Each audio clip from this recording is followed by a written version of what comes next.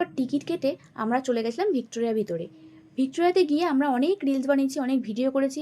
প্রত্যেকেই আমার যে রিলসগুলো সেগুলো তোমরা পরে পরে ফেসবুক আইডিতে দেখতে পারবে। কী বলো তো, সেদিনকার আমরা যে সারাটা দিন কাটিয়েছি না, আমাদের যে এত হেঁটেছি, এত কিছু মানে ঘুরেছি, কোনো ঠিকঠাক করে কিন্তু কিছুই প্ল্যান মাফিক হয়নি।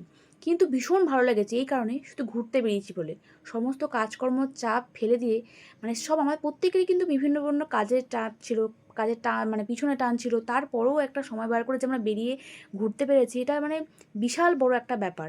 মানে আমার ৫ জনের কাছে ৫ জনের কিন্তু বিভিন্ন যে যার মতন কাজে ব্যস্ত ছিল। তারপরেও আমি তো বলবো প্রত্যেকে একবার অন্ততপক্ষে, বছরে হোক মাসে হোক, যে যেরকমভাবে পাও একবার সময় বের করে না এরকম ঘুরতে যাওয়া ভীষণ উচিত। একদিনের জন্যই হোক না কেন, অবশ্যই ঘুরতে যাওয়া উচিত। তাহলে কী হয় বলো তো, তোমরা যে যে কাজটা করছো সেই কাজটা, আমি তো বলবো সেই কাজটা নতুন করে মানে উৎসাহ পাওয়া যায়, কাজ করতে ভালো লাগে। আমার তো ভীষণ ভালো লেগেছে আমার এই বান্ধবীদের সঙ্গে কাটানো সময়গুলো আর কি। সেই সব বন্ধুই হতে হবে তার কোনো মানে নেই, তোমার কাছে মানুষও হতে পারে, মা বাবাও হতে পারে, তবু ঘুরতে যাওয়াটা ভীষণ দরকার। ঘুরতে না গেলে না মানে কী বলো তো, কী আর মানে ঘুরতে মানে সেই ঘুরতে যাওয়ার জায়গাটা যে কোনো জায়গা হতে পারে, মানে বেরোতে বলছে, মানে বাড়ি থেকে বেরোনোটা ভীষণ দরকার। নাহলে না মানে ঠিক ভালো লাগে না।